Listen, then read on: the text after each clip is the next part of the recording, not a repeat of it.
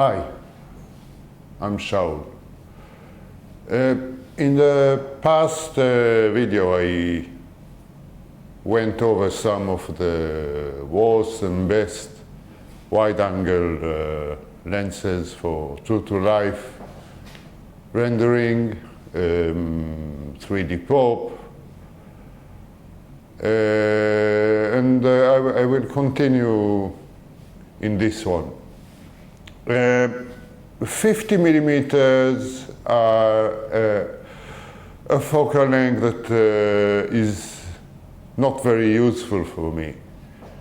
As I said before, I find 40 millimeter more natural as a normal focal length. It's not as restricting. But it's a staple of photography, always been, and I will go through some of the 50 millimeter options in my possession. Now, most of those lenses are older designs. They are all double Gaussian designs, which goes back many, many years. It's been a successful design, commonly used. The new designs are quite different. I suspect most of them are computer generated. They tend to have a better control of chromatic aberration, better sharpness at wide apertures. Some of them are flatter. You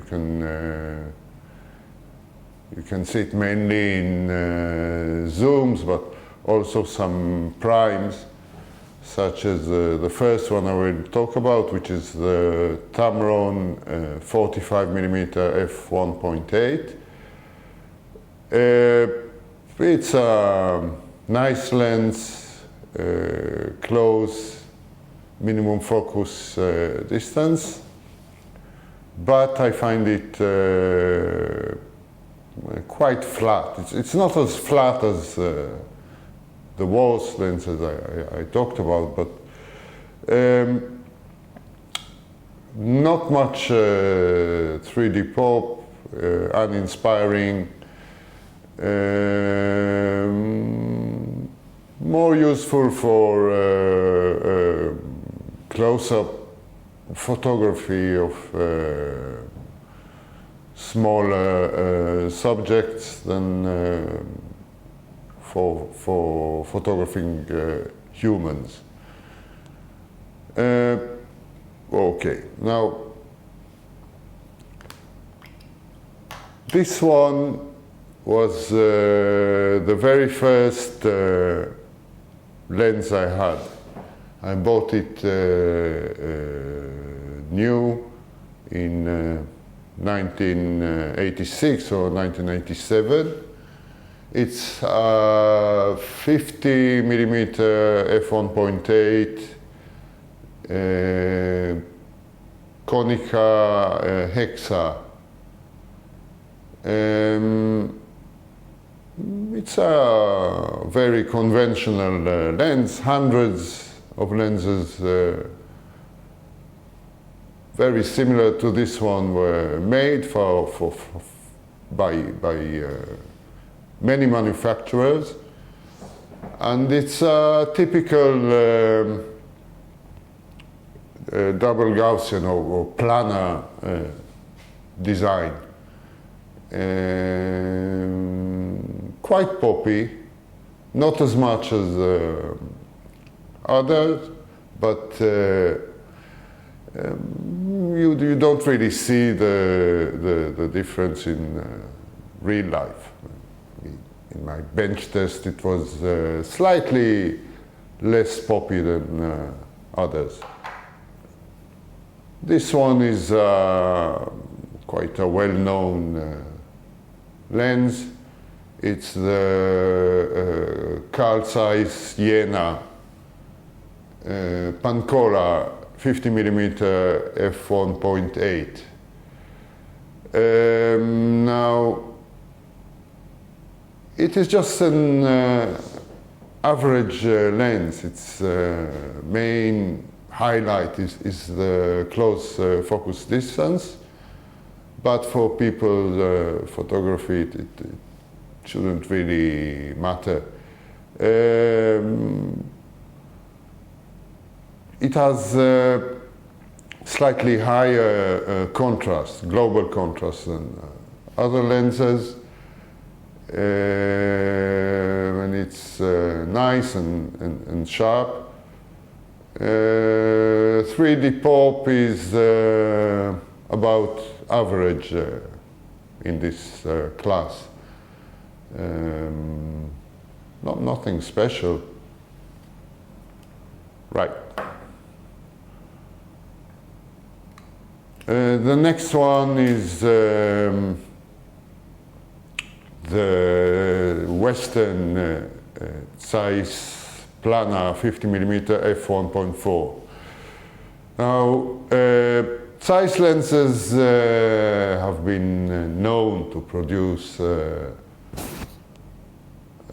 high 3D pop. And I agree, it's a more poppy lens than most in this class, although, as I said before, differences are small. You can't really see anything special in real life. Of course, if you compare it to a modern zoom at 50mm, you will see some more pop, but compared to all those old double Gaussian designs, nothing really special. I actually prefer this one. This is the Nikon D series 50mm f1.4, which produces results identical to the Zeiss Plana. I can really not tell the difference. Colors are the same, contrast is the same, 3D pop is the same. But I like it better because it's better behaved at larger apertures. It has a more contained bokeh, shall we say. I find Zeiss almost unusable wide open. This one is not brilliant, but at least it's very usable. It produces reasonably nice results. The lens filming me now is the Nikon 50mm f1.8 Z mount lens. It's a modern lens, completely different design, and it's poppy, but less poppy than all those older lenses. For a modern lens, I'm quite happy with it. I bought it because I needed to see. It has a good reputation, but as I said, 50mm is not very useful for me. I tend to shoot it video more than still photos. Now for something completely different. If you look at this lens, you will see that it has a peculiar shape. It bulges in the middle, which means it's a Zona design. The Zona design is characterized by a large group of big, thick chunks of flint glass right in the middle of the barrel. That's the classic Zona design, not the new one, which is not really Zona. But this is the classic one. It's the Jupiter 3, an old Soviet lens. Actually, I should say Jupiter 3, which is the correct pronunciation, I think. This lens is out of this world. It's the least corrected lens I have seen. By the way, it's a 50mm f1.5. It's a copy of the classic Zeiss Zona, and it's really something else. Chromatic aberrations are so bad that they completely alter the colors in the photos. You get strange green or magenta tints depending on the light. The rendering of the bokeh is I don't know really what to say about it, but if you want consistency, you should look somewhere else. But then it's surprising, it's unexpected, it's creates results that are really artistic. They don't even look like photographs sometimes, more like impressionistic painting. However, this lens was never really designed with color photography in mind. So you can't really blame the designer or the producer. You can blame yourself for using this lens for something it was never intended to do. Another peculiarity about Zona designs, the old ones, is the low contrast. In fact, the contrast is so low that there is actually more dynamic range in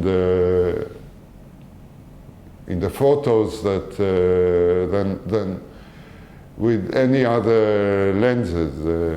Highlights are really contained, and the shadows are a bit lifted, especially wide open, but even at f5.6, f8, the contrast is low.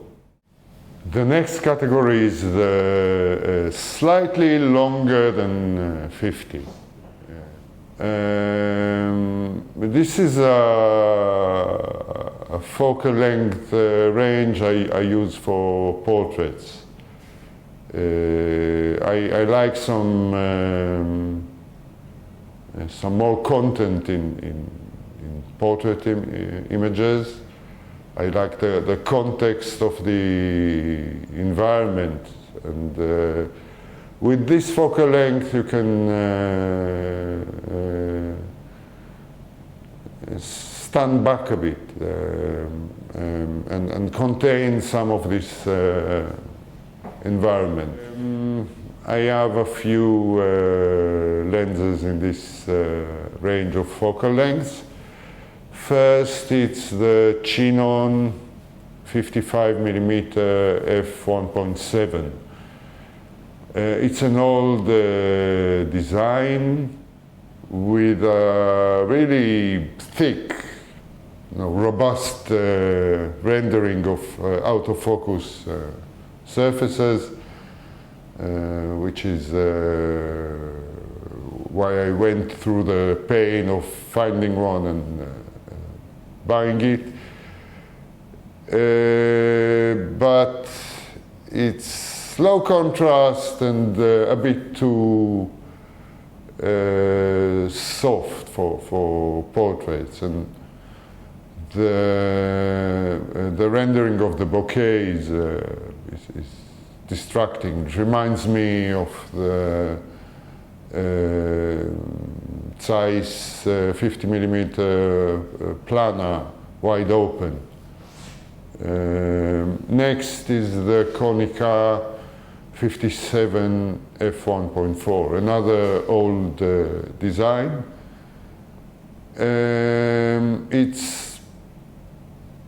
It's a nice lens, nice enough. Contrast is low, which is good for portraits, but not really very poppy. Next, another Russian lens, quite renowned, is the Helios 44. It's a 58mm f2, which is surprisingly poppy. It's a good lens. It really stands out among the old lenses in this focal length category, and it's almost as good as the best, which I will show you next. This is the Nikon G 58mm f1.4.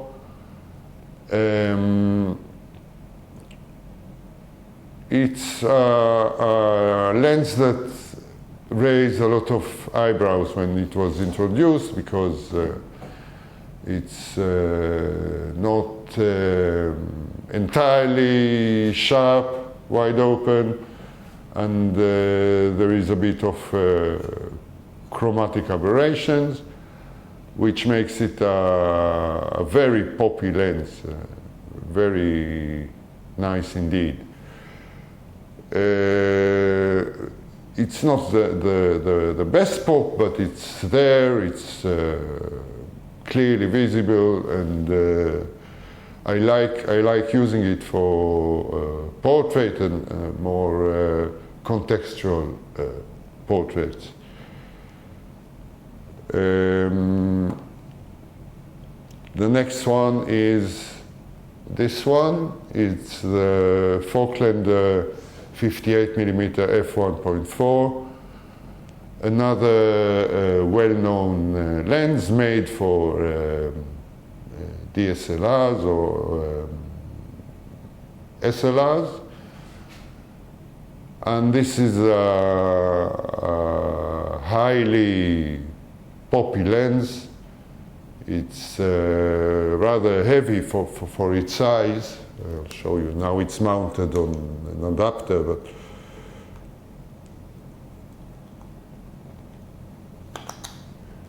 it's not a very large lens. A lot smaller than the Nikon, which suggests it has a lot of flint glass in it, high refractive index glass. You can even see the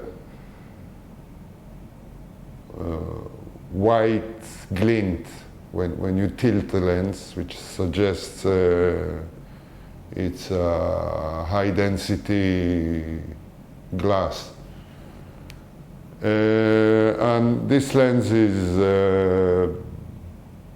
very poppy. I like it very much for this type of work, for portraits. Next is the Nikon D-type 60mm f2.8 macro or micro, as they call it, which is also a nice poppy lens for a macro. Anyway, it's sharper than most other lenses in these categories, but then it's not as fast, so it's expected. And I agree, it's a very versatile lens. You can use it as a macro, as a reproduction optic, and as a portrait lens. And it's, I would say it's at the level of the 58mm f1.4 or the Helios 44. In the next video I will go through the last category of lenses, which is the true portrait lenses, like headshot lenses. And then we will discuss how you can tell a poppy lens without even trying it. What are the clues you can use to estimate the 3D pop rendering of a lens.